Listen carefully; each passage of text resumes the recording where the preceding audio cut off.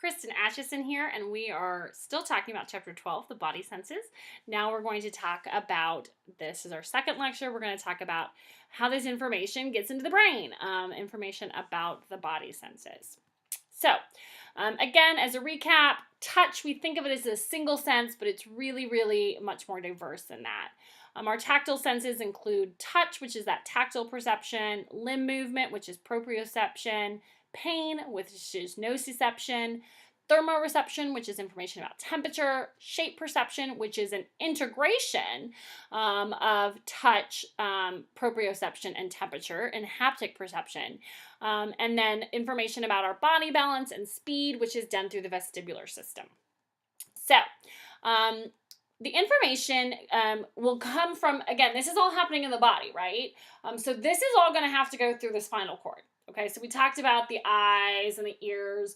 That information didn't have to go into the spinal cord because the eyes and the ears are right there next to the brain. This information does need to go into the spinal cord. And there's two different pathways that it does it through. The dorsal column, which is also called the DCLM pathway, is really a pathway that's mostly done for tactile perception and proprioception. And so it goes through the spinal cord, and it does that on the ipsilateral side. Remember, ipsilateral means the same. So it'll go, if you touch something with your left hand, if something's touching you on your left hand, it will go into your spinal cord on that same side. Then it will cross over to the contralateral side in the medulla. So then it crossing over, so we're on the opposite side, so now we're going to be on the right side. Through there, it will go through the ventral posterior nucleus of the thalamus and on to that somatosensory cortex. Whereas the spinal thalamic pathway is really the pathway that's primarily involved with the nociception and the thermoreception. This is going to cross over to the contralateral side within the spinal cord. So it's going to cross over before it gets up towards the brain, okay? So we see that dorsal column is happening in the medulla. We're going to see this spinal thalamic pathway happening in the spinal cord itself. And then it's going to go through the ventral posterior nucleus of the thalamus, and then it's going to go onto the cortex. Okay, so here's an image of that. So the DCML pathway is the blue line, and you can see that it's going to go in on that ipsilateral side, and it's going to stay on that ipsilateral side until we get to the medulla. In the medulla is where it's going to cross over to that contralateral side. You see that kind of like J jump over? That's where that's happening. Then it will go into the thalamus, that ventral posterior nucleus of the thalamus. And this will be happening on that contralateral side. It will then go into the somatosensory cortex. So that blue line, you can see kind of where it goes. For the spinal thalamic pathway, it's going in on that ipsilateral side, but it's crossing over to the contralateral side in the spinal cord. So that's the spinal cord right there, and it's crossing over. It also travels through the medulla, goes to the ventral posterior nucleus of the thalamus, and then from there, it goes to different areas, but primarily it goes to the somatosensory cortex. Remember, the dotted lines means the secondary pathway, so that primary line still going to the somatosensory cortex. And again, each pathway is carrying different kinds of information. In the somatosensory cortex, this is a region that's in the parietal lobe. And again, it's going to receive information, that sensory information, from that ventral posterior nucleus of the thalamus. So this is been getting that information from that part of the thalamus. There's two pieces of this. We have the primary sensory cortex, S1, and we have the secondary somatosensory cortex, S2. Sometimes they name things nicely for us. And both of these are subregions of the somatosensory cortex. S1 is going to be the first area to receive that information because it's one, right? And again, that's coming from that ventral posterior nucleus of the thalamus. From there, it's divided into 4 strips. And we'll talk about this a little bit more, 3A, 3B, 1, and 2, and we'll talk about how each of those will have different functions. And S2 is getting information after S1, okay? So it's the secondary, it's getting information second. So here's a picture here. We see S1 is this pink and orange section in the middle, pink, orange, and gray. And we see S2 is that little bitty green area. Okay, so primarily, this is like intro psych, where we talked about kind of that sensory cortex riding right there on that parietal lobe. Now, what is not intro psych is that it's broken up into 4 areas. And we'll talk about those in some more detail. And you can see that it's right there between that central sulcus and that posterior sulcus is that somatosensory cortex S1. That's why it's so easy to see. So whenever you probably are first learning about the brain, that's probably one of the major things that gets pointed out to you, because it is really easy to see. It's kind of like, looks like this just strip down the middle of your brain, because it is between those 2 sulcuses. So we'll talk about each of those little 3A, B, 1, and 2 in just a second. So Penfield was trying to treat epilepsy. And what he ended up doing was mapping the surface of the somatosensory cortex. So what he found is that specific parts of the brain send information to specific areas in the somatosensory cortex. And that's really kind of very reliable information. And so he was able to kind of map kind of where that information is coming. Is it coming from your toe? Is it coming from your nose? Is it coming from your lip? Where is that tactile information coming from? Where is any of this information coming from? He was the first to really be able to do this. And so we have this somatotopic cortical maps. And really what it is it's the mapping of the body surface onto that cortex. And this is information that's getting, where the cortex is getting information from those locations in the body. And we'll see that they're kind of are adjacent. So we have, the toe and the foot and the leg and the hip and the trunk. They're going in kind of an order there, right? The fingers are all together. The face is all together. We don't have kind of the face at one end. We don't have the nose at one end and the lips at the other. They're adjacent on the body. They're adjacent in the cortex. This is for both the primary and the secondary somatosensory cortexes. Both of them have cortical maps. And the areas that have the most sensitivity are really going to be the areas that have the biggest area of cortex. So this is just like that cortical magnification that we talked about in terms of the visual system. Is the same thing is going to be going on here. So the lips are really, really important. So here's a whole bunch of area dedicated to the lips. The hand is really, really important. So see how much more area is dedicated to the hand and the fingers than is dedicated to like the arm.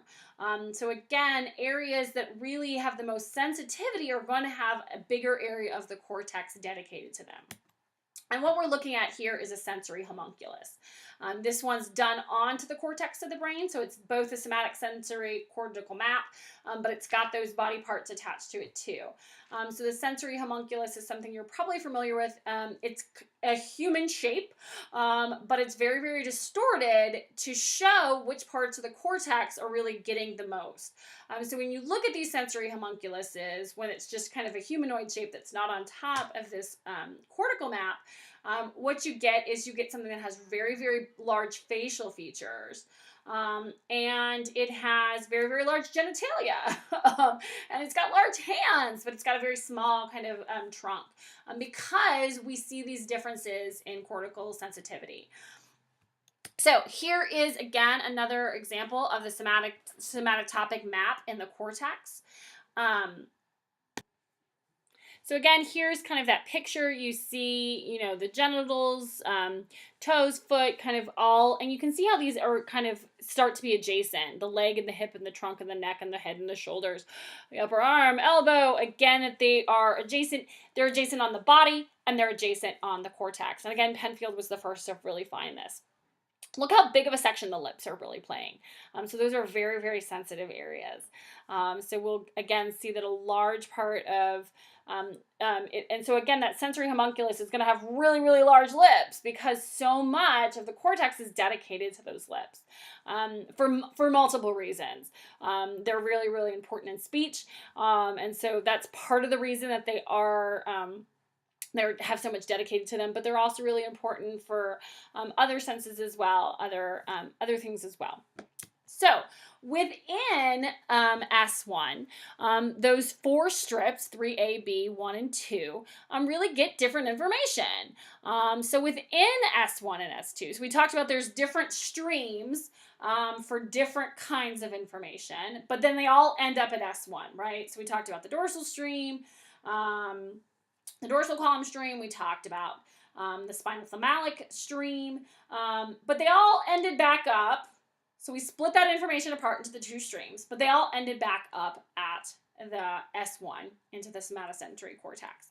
Now within S1, they're split back apart.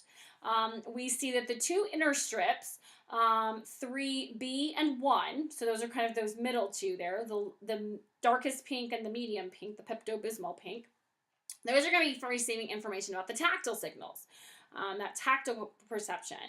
Where the 2 outer strips, the orange and the light pink, are going to be getting information about the proprioceptive signals. So again, we're getting different information is going to different areas. We're going to split that back out when we get into the somatosensory cortex. After that, they tend to be different as well. So once we get to S1, again, they differentiate. That tactile information follows that dorsal pathway, that proprioceptive takes a ventral pathway. So they get to 1, they're in their 3B and 1 or 3A and 2, and after that, they continue to differentiate. Also, and again, there'll be a ventral pathway and a dorsal pathway, just as we had with the auditory system, just as we had with the visual system, and we'll talk about that in just a second. The nociceptive signals also are differentiated. They go to 3A and 3B. So they go to information with both tactile and proprioceptive because both informations are related. And so those pain signals really need to be going to both of those, because you can have pain that's related to kind of more like joints and muscles, or you can have pain that's related to more skin. And so again, those nociceptive signals go to both a proprioceptive area and a tactile area. So we again have a dorsal and a ventral pathway within the brain. The dorsal pathway is still our where-how pathway. And this is information that's going to be used for planning action. So it goes from S1 to the posterior parietal cortex and then to the premotor cortex where the plans are formed. Now remember, dorsal is going to be across the top. So it's going to go from kind of where that is in S1 and that parietal lobe across the top of the brain up to that premotor cortex. Whereas the ventral pathway is going to be the what pathway. It's going to give us information about what. So it's going to go the lower route. It's going to go from the areas from 3A, B, 1, and 2 in S1 to S2, to the secondary somatosensory cortex, then to the hippocampus. And this will be used for storage, for memory. And then it will go to the prefrontal cortex to be used for decision making. So you can see that here. Again, the dorsal pathway is our where-how pathway, and it's going to come out of S1 into the posterior parietal cortex. Again, that's still on the top. It's still the higher one. And then into the premotor cortex, which is on the other side of the motor cortex. We will have the information in the ventral pathway come out of S1. It goes into S2, and then it will split either into the hippocampus, which will give information for memory, and to the prefrontal cortex, which will allow for decision making on the what. Okay, so that really sums up our conversation about chapter 12. You can see that we kind of stayed pretty high level as compared to the book, and that's where I want you to stay. So please really focus on those required readings and exclude those other things, because this is an intro perception class. We really want to not delve too deep into these things. That would be for subsequent classes. Thanks.